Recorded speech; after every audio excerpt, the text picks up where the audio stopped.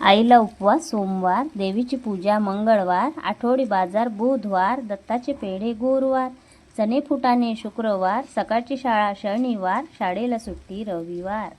हे बालवाडीत असताना शिकलेले बालगीत. यामध्ये आईच्या उपवासाच्या वारापासून ते शाळेच्या सुट्टीपर्यंतचे सगळे वार सांगितले.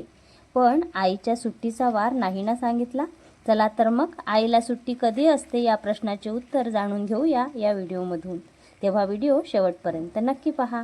नमस्कार, मी वैशाली बांते, महिला विचार या यूट्यूब चॅनलमध्ये तुम्हा सर्वांचे अगदी मनापासून स्वागत करते. मैत्रिणींनो, कल्पना करा की प्रत्येक आईला किंवा स्त्रीला, वर्किंग वुमन असू देत किंवा हाऊसवाईफ, आठवड्याची एक सुट्टी घरकामापासून कंपल्सरी मिळाली तर किती छान ना. आठवड्याला शक्य नसेल तर किमान 15 दिवसातून किमान महिन्यातून एकदा तरी मिळायलाच हवी, हो ना. म्हणजे रविवारी घरातील पुरुष मंडळी किंवा इतर सदस्य जसे आरामात उठतात, तयार झालेला नाश्ता करतात, अगदी सगळं निवांत असते, कसलंच टेन्शन नसते, कारण त्या दिवशी सुट्टी असते ऑफिसला. दुपारची विश्रांती, सायंकाळी फिरायला जाणं, रात्रीचं जेवण, TV पाहणं किंवा मूव्ही पाहणं, नंतर झोप, असा निवांत त्यांचा कार्यक्रम सुरू असतो. जर असाच एक दिवस आपल्या वाट्याला आला तर कल्पनेनेच खूप भारी वाटतं, हो ना.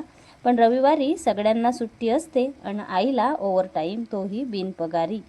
अगदी सकाळी उठल्यापासून अंगणात सडा, रांगोळी काढणं, केर काढणं, जाडे जळमटं काढणं, लादी पुसणं, खिडक्या दार स्वच्छ करणं, रविवारी स्पेशली मुलांच्या आवडीचा नाश्ता करणं, त्यातही डोसा, इडली किंवा ढोकळा असे आवडीचे पदार्थ करणं, आठवडाभराचे कपडे, वर्किंग वुमन असेल तर आणखी जास्त कपडे असतात, मुलांची युनिफॉर्म, सॉक्स, पुरुष मंडळींचे ऑफिसचे कपडे, बेडशीट, टॉवेल्स, असा सगळा कपड्यांचा पसारा असतो. तो स्वच्छ करणे, पसारा आवरणे, नंतर आंघोळ करणे इत्यादी कामे सुरूच असतात.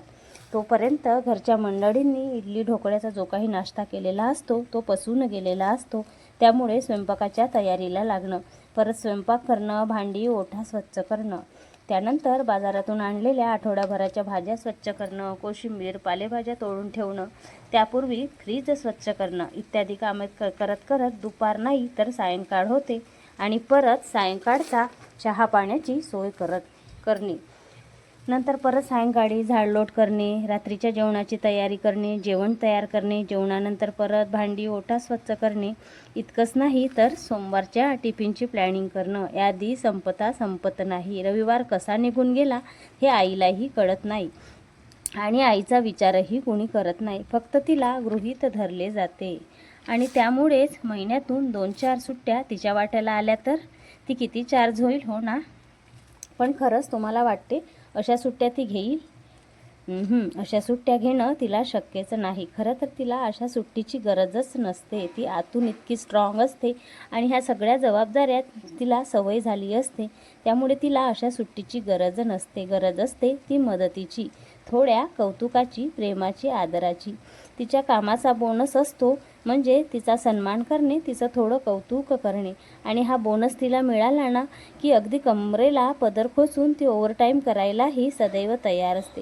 तुम्ही तिला सुट्टी देऊ केली ना तरी ती घेणारच नाही, कारण घर म्हणजे तिच्यासाठी मंदिर असते आणि या मंदिरात तिला अस्वच्छपणा, घाण नको असते. त्यामुळेच तिच्या जीवात जीव असेपर्यंत ती त्याला शुद्ध, पवित्र ठेवण्याचे काम करत असते. बरोबर ना मैत्रिणींनो, तुम्हाला हवी आहे का रविवारची सुट्टी?